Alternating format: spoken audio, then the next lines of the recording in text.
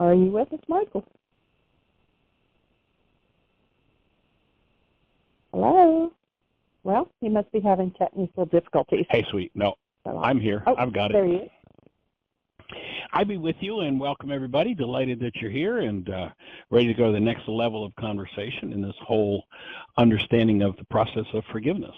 And I had a conversation with somebody yesterday, and it was really, the whole thing was focused on the idea of goals and how goals drive perception, and that if the goal that we load in our mind brings up some sort of turmoil or pain or failure or moves things in us that we haven't resolved, then whatever we hold that goal about, we think that if we resolve that thing out there, that will take away the trauma, the pain, will fulfill us, will satisfy us, will make everything okay. And that's one of the biggest lies of the ego ever.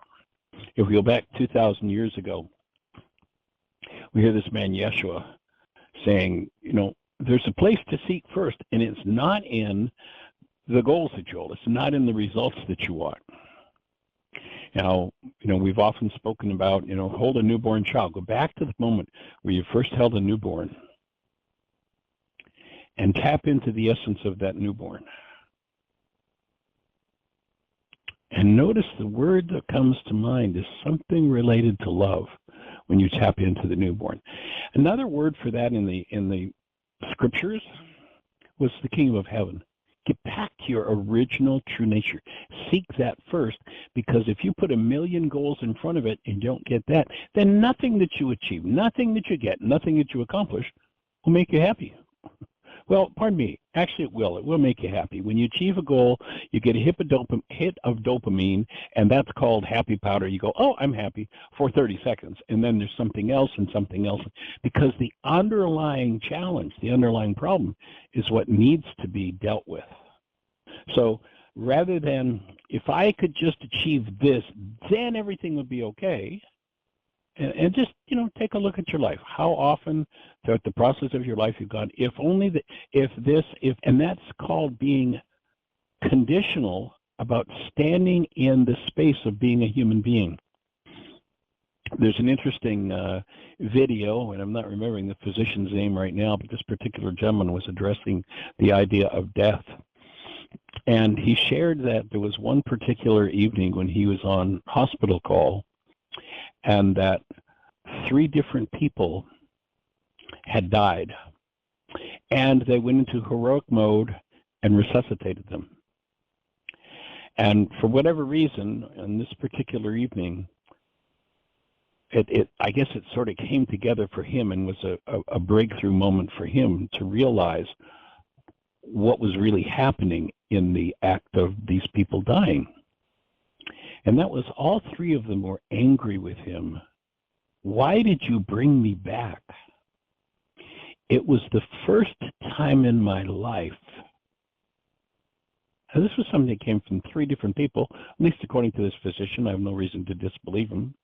Pretty integrative guy, does a pretty high level of work in the medical field and in the, not just in the medical field, but in the field of healing.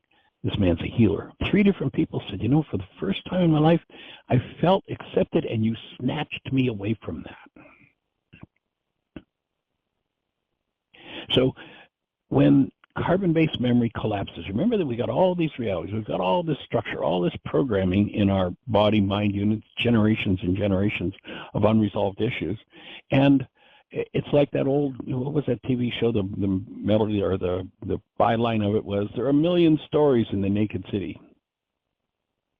Your mind has got a million reasons to tell you this is why you're upset, and none of them are true. It's just that the mind is upset, so it puts it into this story. And then if that story gets resolved or that story goes away, then there's another story, and it gets and it puts it into that story and that story and that story. But none of it resolves the underlying issue.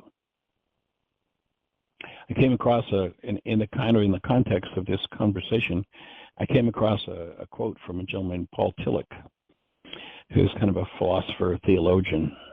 And I thought this was such a profound statement.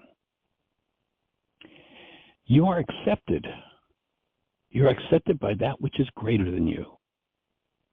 and the name of which you do not know. Do not ask for that name now. This is what he's saying is, don't go for the goals you've got in your mind. Do not ask for that name now. Perhaps you'll find it later. Do not try to do anything now. Perhaps later you will do much. Do not seek for anything. Do not perform anything. Do not intend anything. Simply accept the fact that you are accepted. And you know, when we haven't dealt with the power person issues in our lives, and that power person has delivered the crushing message, and usually that message is very early in one's existence, and the power person delivers a message that always goes something like this: you're broken, there's something wrong with you, and it will never work. And the loss of acceptance from that power person becomes one of our initial wounds.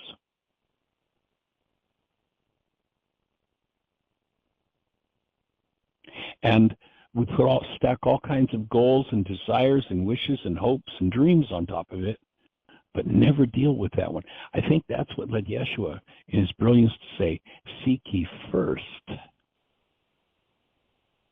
And the words that were given to us in the Greek say the kingdom of heaven, but Aramaic says the community of love.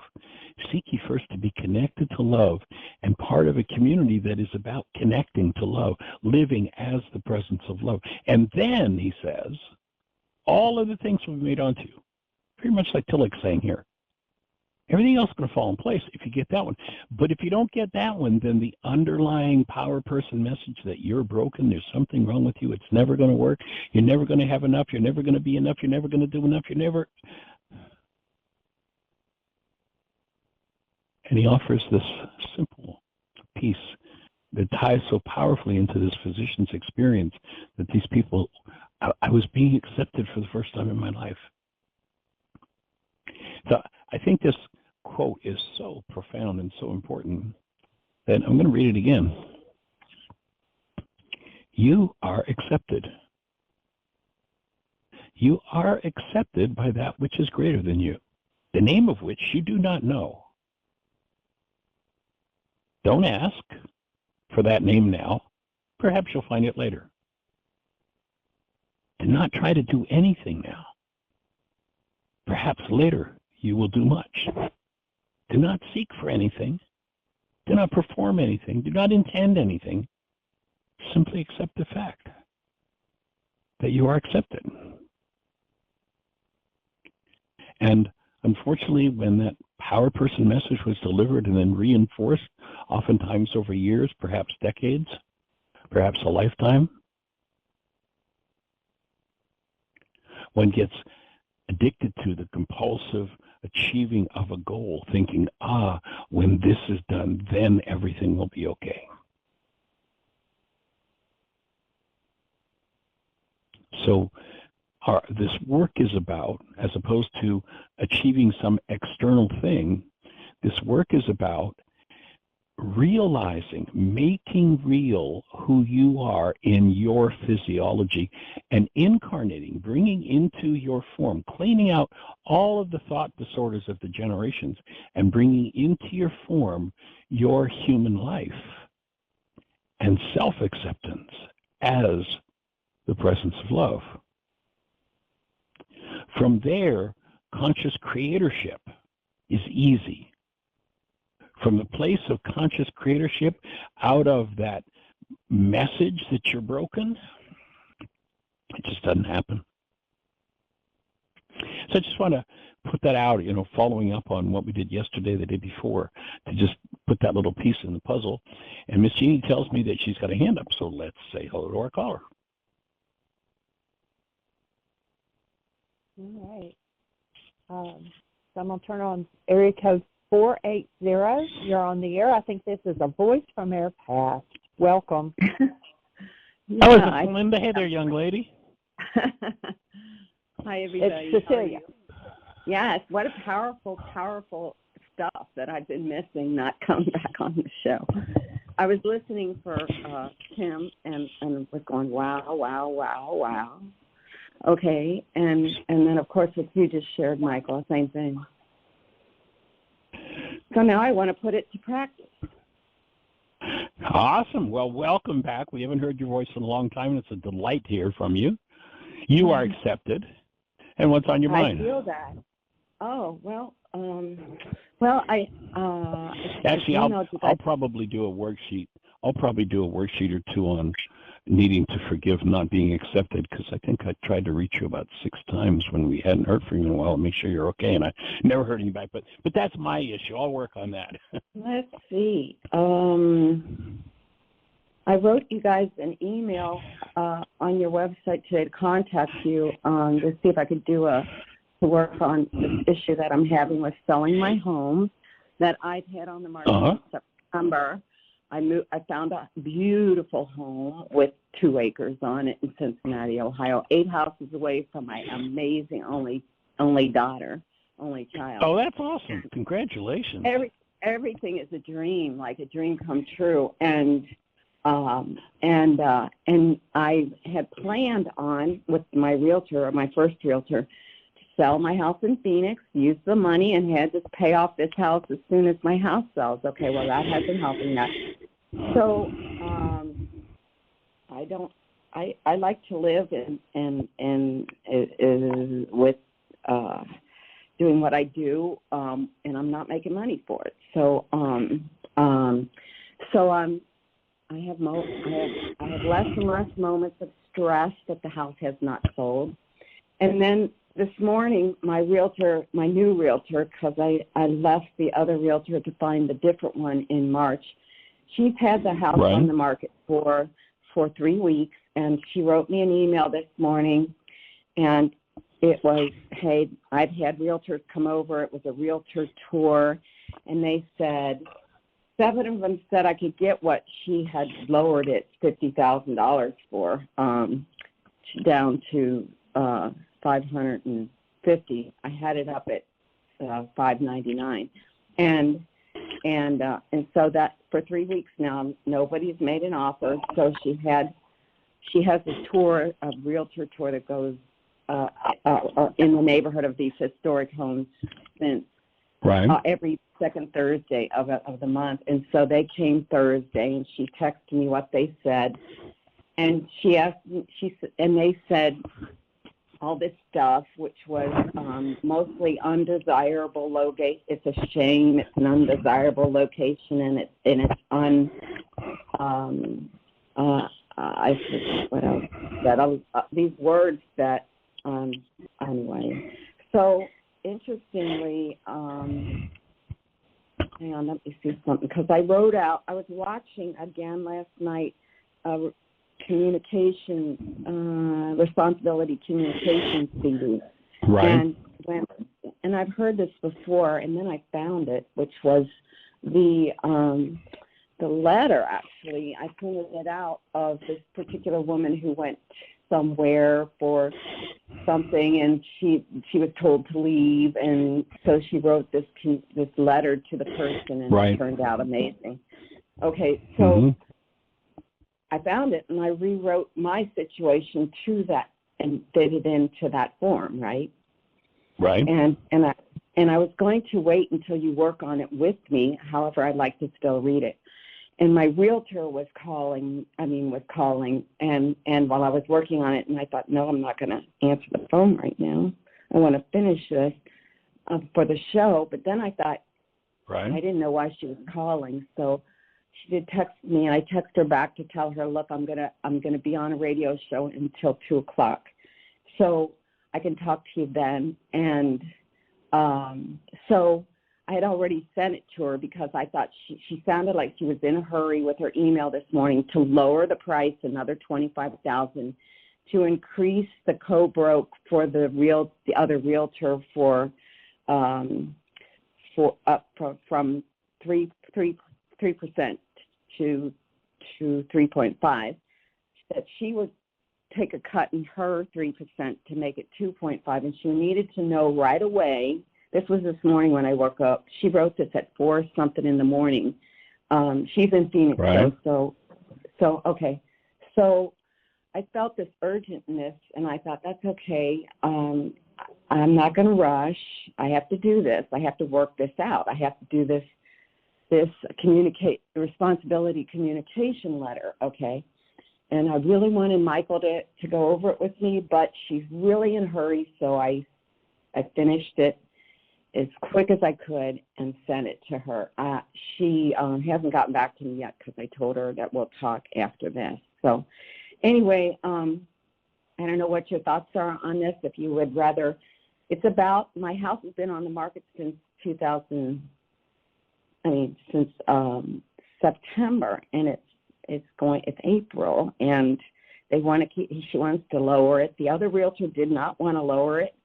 He thought it was fine, but he was in California he has a family out there, and half the time he's out there, and half the time he doesn't have time to do anything for the house or anything. And so I was recommended by my realtor who sold me this house to go with this other realtor. Okay, so it's just, I don't want to keep going outside of myself for the answer, and I want to go within myself for the answer, because nobody but me knows the answer.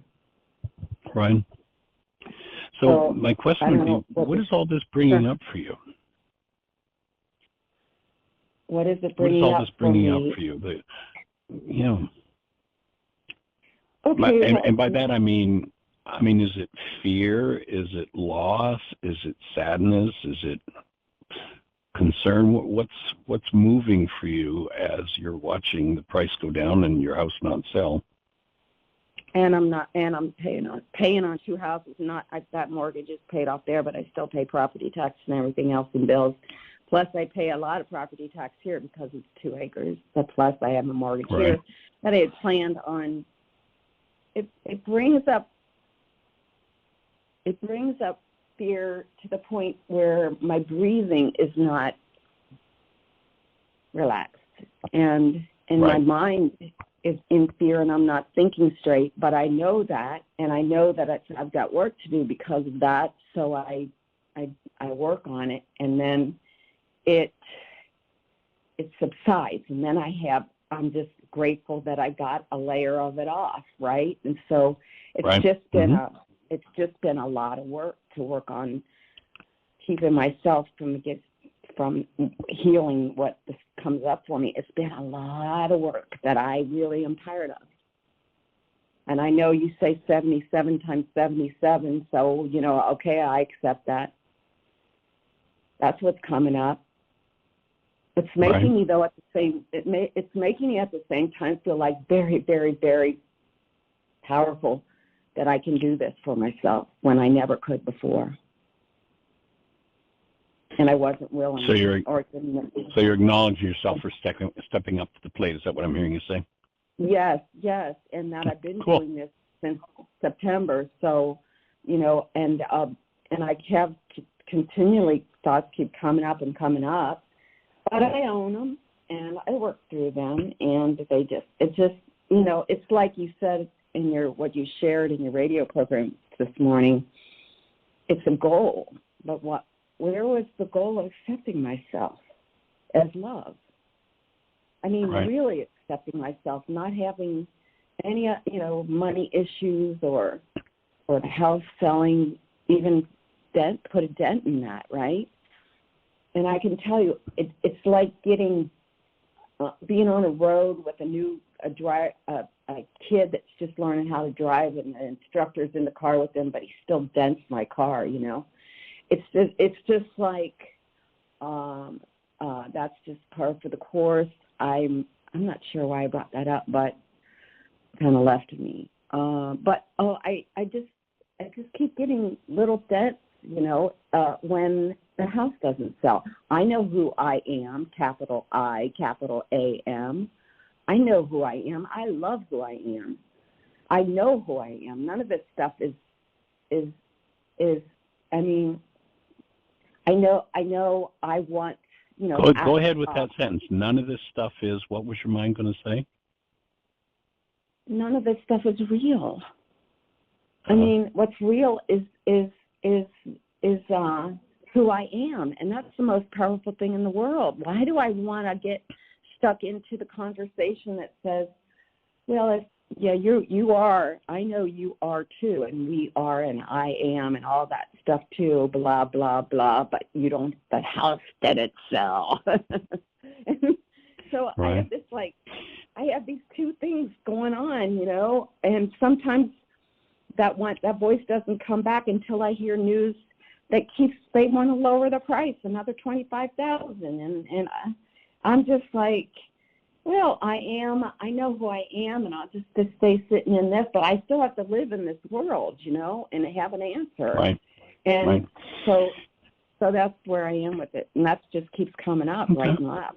But I've been going to the wrong. I keep trying to go to other people who are going to just tell me what I have inside of me. So what's the point? I just want to take care of it myself. Right. So what's the feared outcome? The feared outcome. Let's say that it doesn't sell. What's the worst thing that could happen? Oh, the worst thing that could happen is that I have this ingrained in me so much that my house is not valuable, that I'll never be able to sell it, and then I might not even be able to rent it. Even if I could rent it, I don't want to rent it. I don't like that. I don't have any interest in renting it. I just want it sold. So that's what's going on in my head. And what's the worst that's the worst that can happen. And then I don't have the money to continually pay the mortgage here. I've been waiting on that money. And maybe that's not where my wealth comes from, which I know it isn't. It's in who I am. And I go to who I am, and I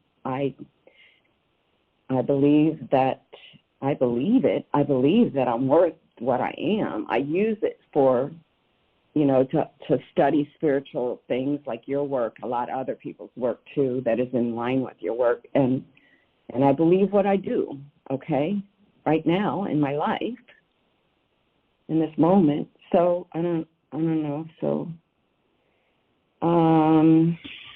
yeah.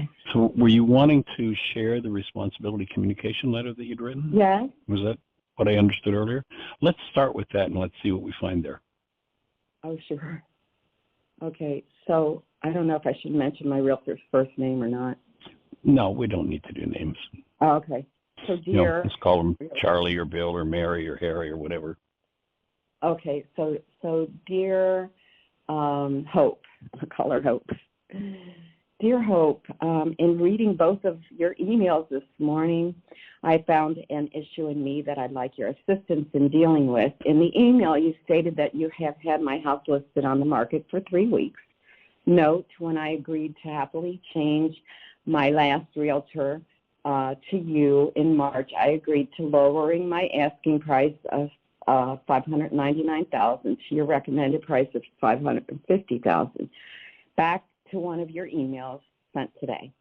You asked if I was willing to reduce the price down even more to $525,000 and increase the co-broke to another agent to 3.5%. And if I agreed, you'd be willing to reduce your commission to 2.5%. When I first read this, I felt a lot of fear that my house will never sell or sell for hardly anything. After I read your email from your fellow realtors, which was the second email, about their opinions and their comments that my home is unfortunate and undesirable. I have in exclamation points on both those words because I'm not agreeing with those words. But there's a part of me that is okay. So then I said, when I read your fellow realtors' comments that my home is in an unfavorable and undesirable location, I thought their thoughts are misrepresenting my house and my block. I'll never get what I want, which is the amount of $550,000. I never had an issue with and loved the location more than anywhere else in that neighborhood. Why lower it more? I guess I don't have a choice. You see, I'm taking a lot of stuff off of there in a plank from that lady that did the communication thing that's on fine. Your. Yep. Okay. Joy's letter, right? Yeah. Okay. So then I said, well, I wanted then when I read your emails and now, to get rid of my feelings of fear and my thoughts of insecurity that I can't get what I need, so as to be able to communicate clearly, honestly, openly with you, and would like your help in doing so. I'd like to add that even as all of this is going on, there's a part of me saying there's more here than meets the eye. Stay conscious and learn a lesson.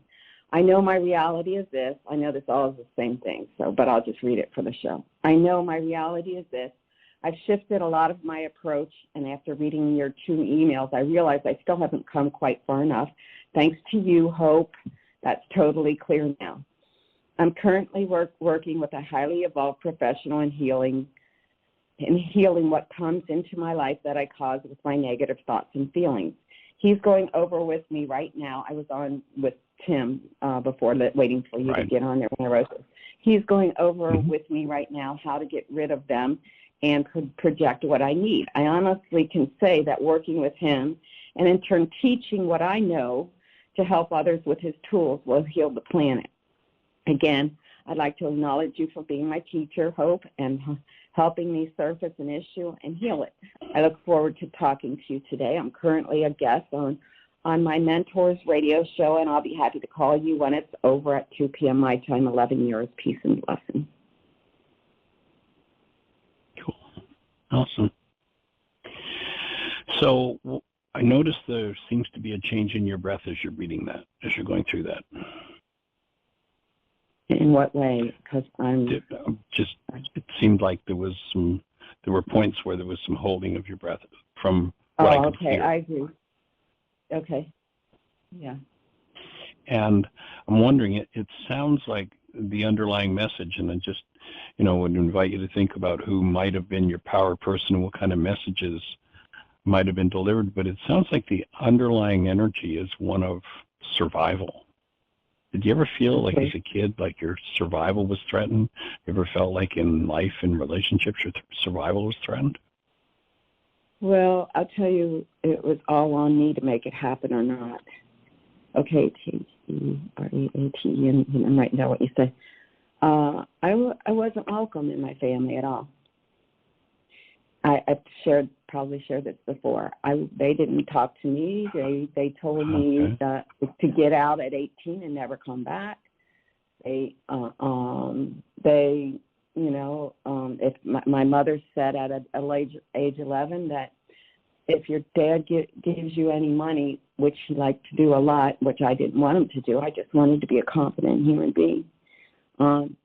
She said it's just a loan and you owe him back. So the way she said it was not loving, and I did internalize all those messages at 11. So, right.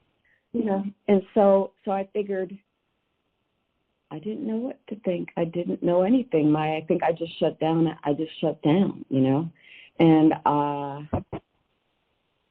even gave the money my dad gave me away. So, I didn't want it. I had that going on, and I'm not there anymore. I would gladly receive the gift of money, okay? I never was that way before. I didn't think I deserved any money whatsoever or anything, because my mother always said, you can't live in the house that we bought you because, whatever, they didn't buy it for me. It was in their name. I can't live there unless I live up to their rules and all this kind of stuff. So it was constant. It was a constant replaying of, I'll find somebody to love me outside of myself. And I didn't think outside of myself then. And then I'll be happy. But the love is here now. I have it. I know it.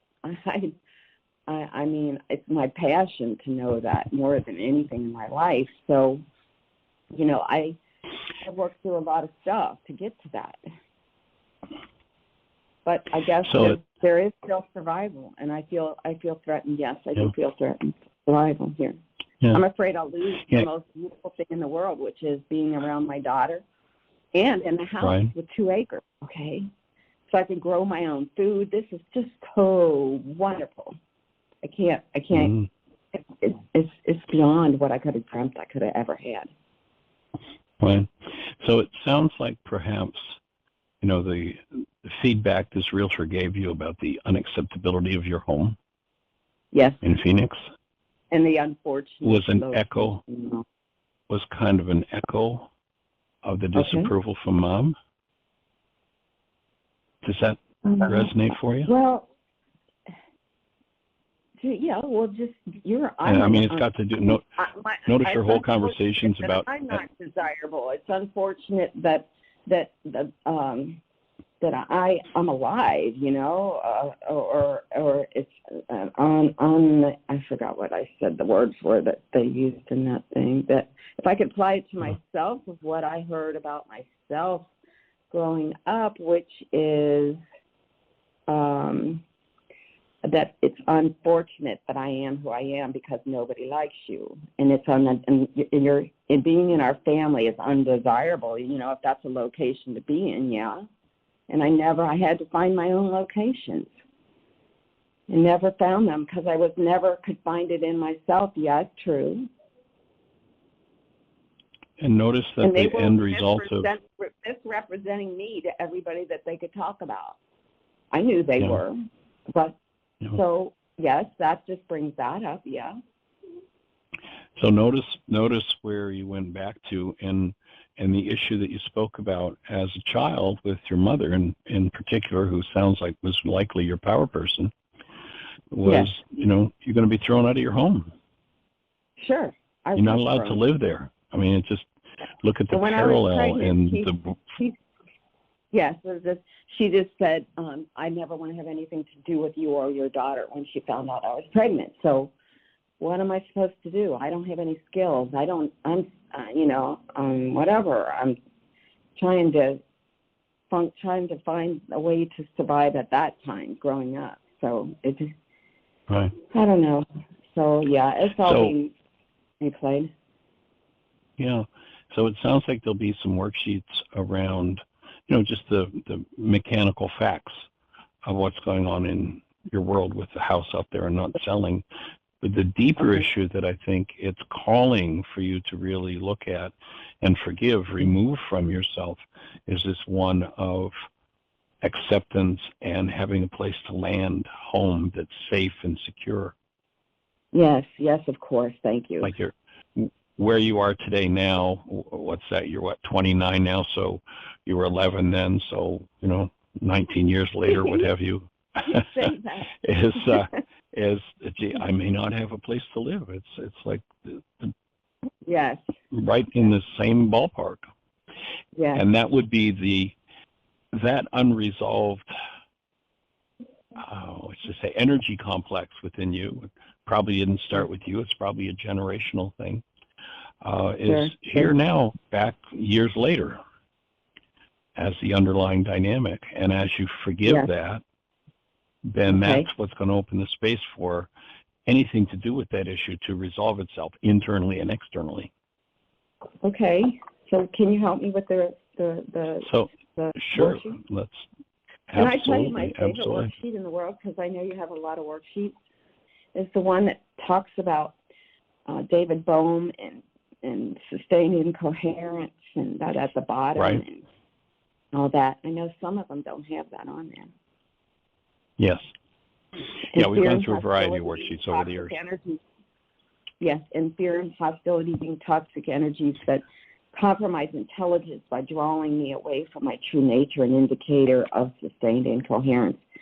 Infallible indicator of association pointing to corrupt data at the root of the repeating patterns output from my replicant mind. I mean, the other ones don't have all that in, and I need to read that stuff over and over and over and over again. Right. Yeah, well, the most current worksheet that we're using has all of that in there. Oh, it does? Okay. I believe so. Okay. In any event, let's just kind of, starting out with the acknowledgement, and you've already done a pretty good job of acknowledging you know who you are. So the most current worksheet starts out with I, and then I fill my name in with who I'm love. So recognize yourself as that love. I will use the name then my first name. Usually go by my middle name to avoid feeling the feelings of the person that I tried to run from. So Susan, who am love, in experiencing, identify my emotions, fear of having a safe place to live in, not being kicked out because of lack of funds. Okay. I think that was a thought. Yeah. So you just answered B and C. So fear would be the answer in B, and then C would be here's the thought. So that's the thought behind that feeling. I got it. Okay. So D, the truth is only my thoughts cause my emotional upset. Yes. Okay, I believe that. And a separate workup sheet for each thought. So that's my thought. Okay. The thoughts I use to cause my emotions. 1B. So you got that thought. Well, the thought is that I'm not going to make it. I'm not going to have a place to live. And Okay. Put that in. And then I don't know if the worksheet you're looking at has this particular line in it, but my denial, and notice that when you say, I don't want to feel those feelings that happened, indicating cause was around Mom.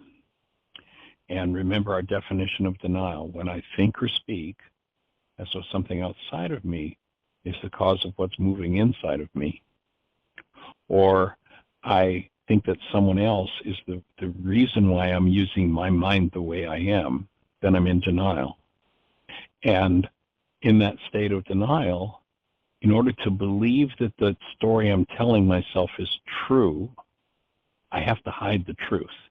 And what we're looking to do with the forgiveness work is to uncover the truth, the deepest underlying energy beneath that dynamic.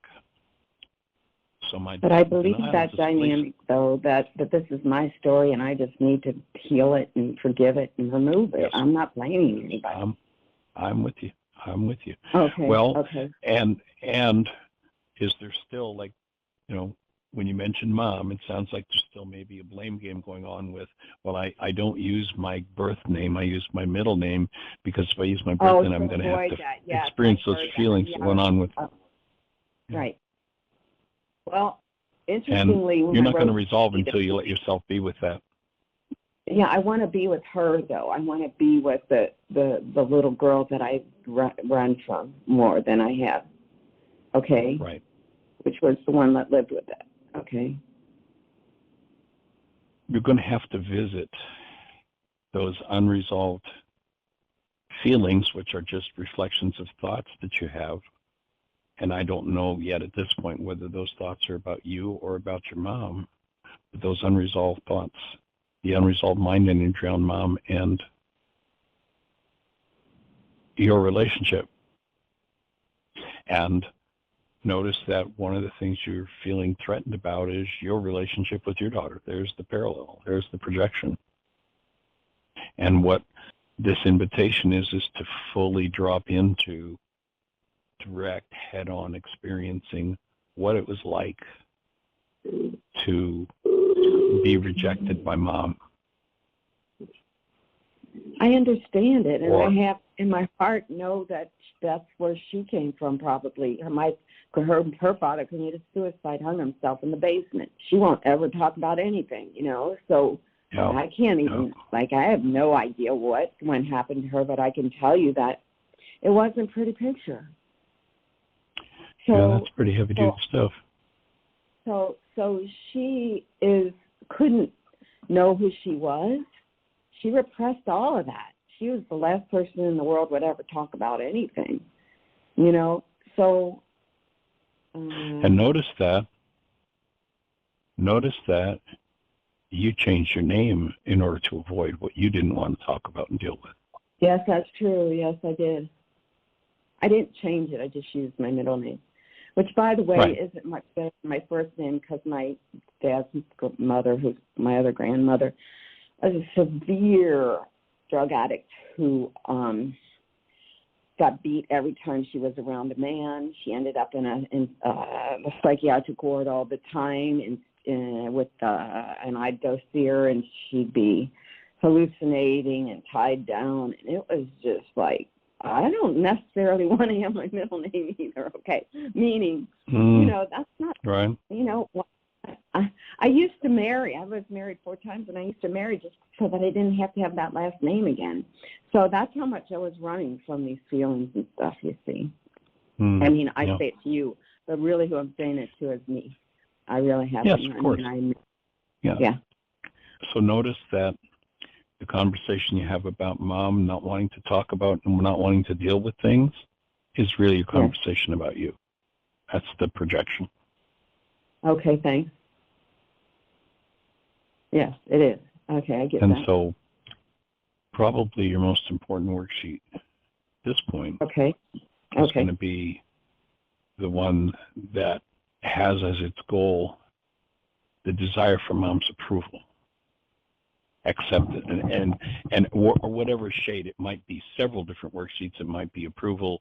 It might be acceptance. It might just be a loving, the desire, the goal for a loving conversation, the goal for an embrace, a true heartfelt embrace. There could be many goals that were running in that child of 11 or 17 who just wanted, acceptance. But I agree with you 100%. And yet I've come to a peace with knowing I won't get it from her. I have to get it from who I am. Right. But that's different than letting go of the goal. Remember that once you put a goal in the mind, the only way the mind ever lets loose of that goal is by either achieving it or canceling it. If you know you're never going to get it and you haven't canceled it specifically, then it's still going to run down there somewhere. And it's going to keep producing 2 things, or 3 things it's going to do when that's happening. One, it's going to create an energy within your physiology, literally on a chemistry level in your body. 2, it's going to set up a high energy wave that's going to reach into the world and bring about results that will take you back to that issue again and again and again. And 3, it's going to select data from the massive database in your mind to produce a picture that keeps all of that hidden so you don't have to deal with it. And there's where the 77 times 70 worksheets come in, that I go in and we're dealing with what we call the Hydra worksheet. And the Hydra, if you remember, was the mythical creature in Greek mythology that when you cut her head off, a dozen other heads appeared. And so that dog toy of a Hydra sea monster that's hanging in my house. Interesting. Yeah. So I heard you saying that you were writing down things as you're going. If you haven't really keyed into or made a note of the many goals that are involved in this whole process, I'm going to suggest you go back to the archives and just sit and identify, really listen to your own conversation and identify, make a list of every goal that's tied to this relationship with mom, relationship with dad, relationship with grandmother, desires for grandmother to have been sane, to have been there for you. All of those things that they come into your conversation are related to this whole issue. That's the whole idea of regulatory speech, and point in the direction of a myriad of energetic dynamics within yourself represented by your words that need to be resolved in order to let loose of whatever's holding you in the position you're in. I'm 100% on board. Awesome. Yeah, I got it. I acknowledge you and admire your willingness for it. Okay, so that's what my job is then. Say that again. I didn't hear you. Oh, that's my job. That's my job. I have a job. That's my job. Go for it. Yes. Yeah. Mm-hmm. The one you get paid most richly for. because you get to deepen your experience of yourself as love. The one you get paid most richly for, that is, it deepens your experience of yourself as the truth of who you are. Yes, of course. That's the thing that I mainly need. Okay, so I knew I had to do serious healing, calling you. And I don't know if you can help me out, work through the rest of the worksheet with that, or if that... Absolutely. Let's go for it. We're on it. Okay. So then, if there were a punishment thought, what would it be?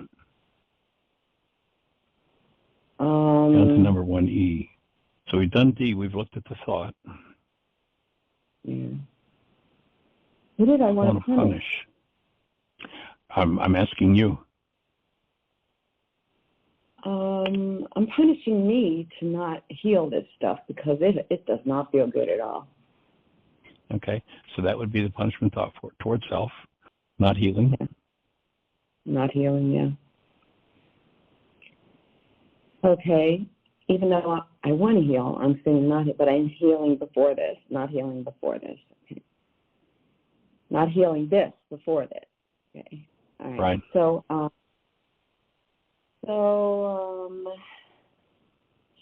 A, I choose to love truth. Okay. See, I have the old book. Well, right. Let's look. Let's stick with the punishment. First of all, in number 1C. Yes. What's your punishment thought toward 1C? Is there one? By not changing my whatever I need to let go of so that I could be at peace within and without. Even, especially about, I'm in peace a lot, but especially about this issue of my house not selling. I'm saying this out loud, and I guess I need to really breathe and think better because to restore me. Yeah, I think the issue of your house is just what's on the surface. Everything else you've talked about, right back to mom, grandma, dad, rejection from home, that's the whole Hydra aspect of it that is going to need to ultimately be dealt with. All right. So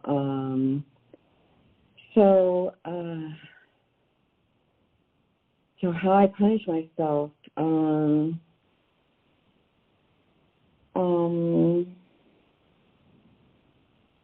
To go there, to not go there, wherever there is that I need to heal. Mm-hmm. Okay. I can't. So am I hearing you say that the punishment towards self would be avoiding what it is that I know I need to deal with? Well, that's not how healing what I need to heal? That's punishing myself if I were to do that, but I purposely called today to do that, to not avoid it. But yes, I got it. You're ready. Avoiding it. Okay. Yes. Okay, so I'm willing to process all disease-producing energies as I go through the physical, mental, emotional symptoms of healing. Yeah. Just let yourself breathe on that thought and I'm willing for, and I get that you are, and now with your breath, take it to a deeper level in your body. I'm willing to go through all of the symptoms related to this. Yes, 100%. Body, mind, soul, whatever, spirit. Okay. Right. So now we've got a 3A and a B in this worksheet now. So my desire, the constructive result, the exact goal that drives and uncovers my pain is that I want number 1C too. Okay. So what's the goal you're holding? The goal is if this house would sell, then I would be fine.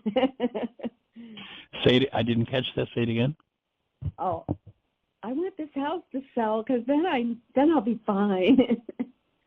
okay, Okay.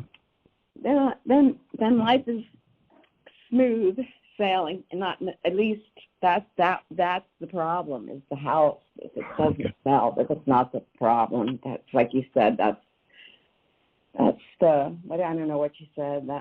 That's the symptom. That's today's external symptom. Yes. You know, you had made mention and brought into the conversation that you've been through 4 marriages. Yeah. And you notice that whatever the issues were that ended those marriages, they were symptoms that are all pointing you back to you as the creator, what it is that you're unconsciously creating here that keeps coming back to bite you. It does. And interestingly, at this point in my life, I'm so glad it's biting me.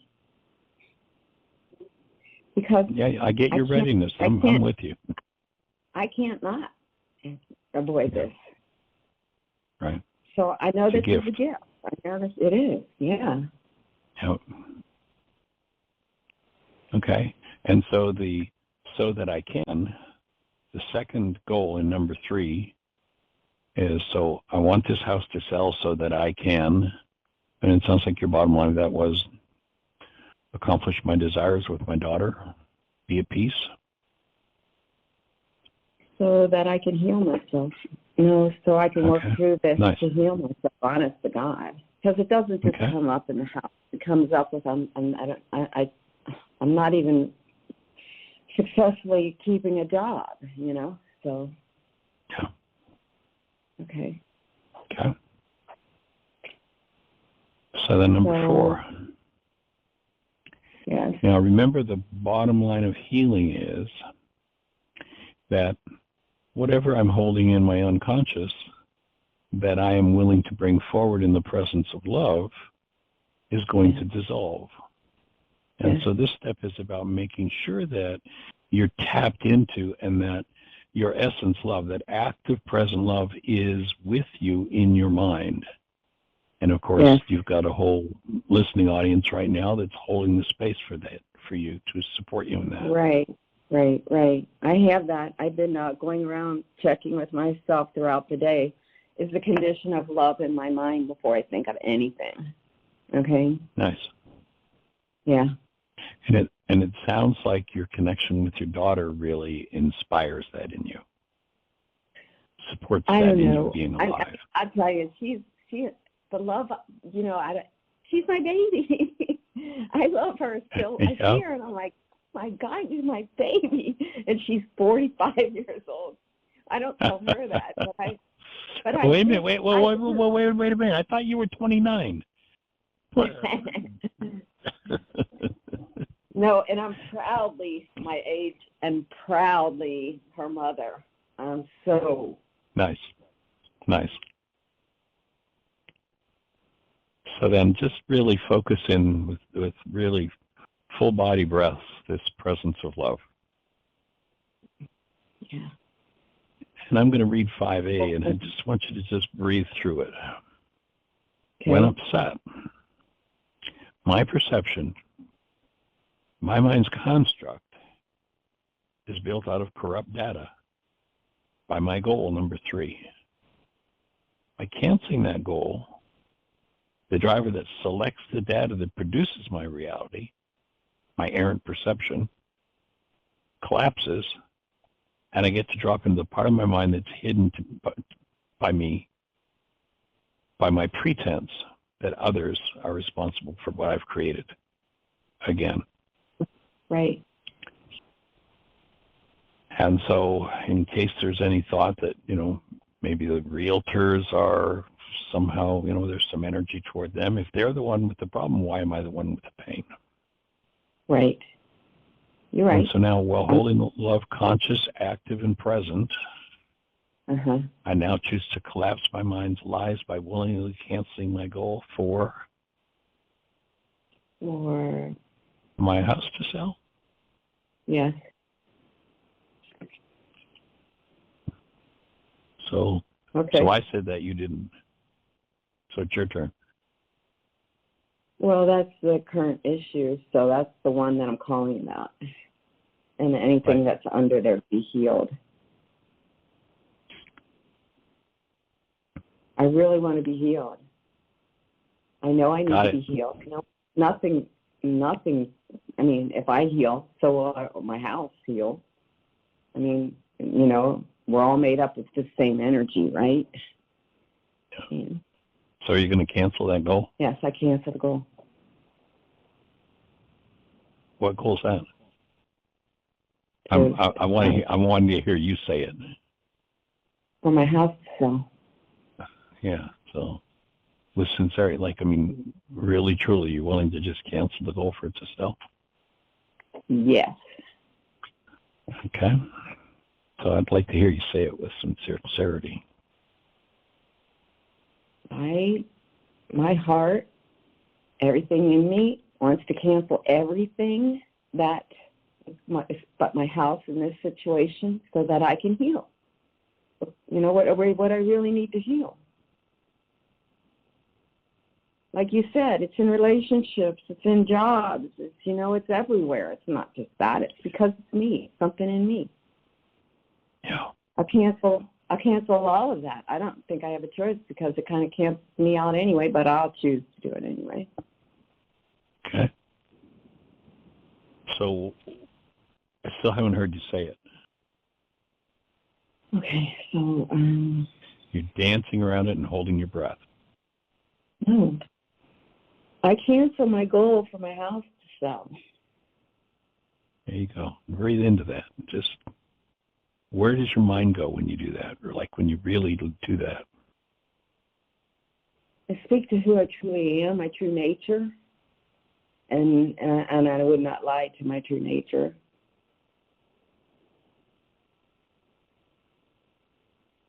We're down to the last minute, and I'd invite you to write those last words down.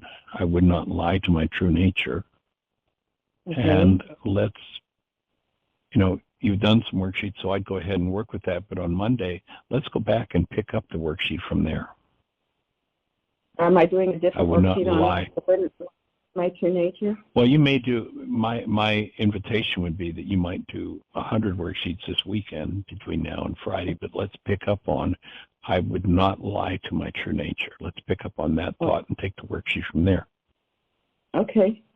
I'd like to find the same worksheet you're on so that I can follow it. And where is it on your website? Huh? Where is it on your website? We'll send it to you. Oh, good. Thanks. Yeah. I think we've got your phone number. I'll text you a link to it. Okay. Sure. Awesome. Okay.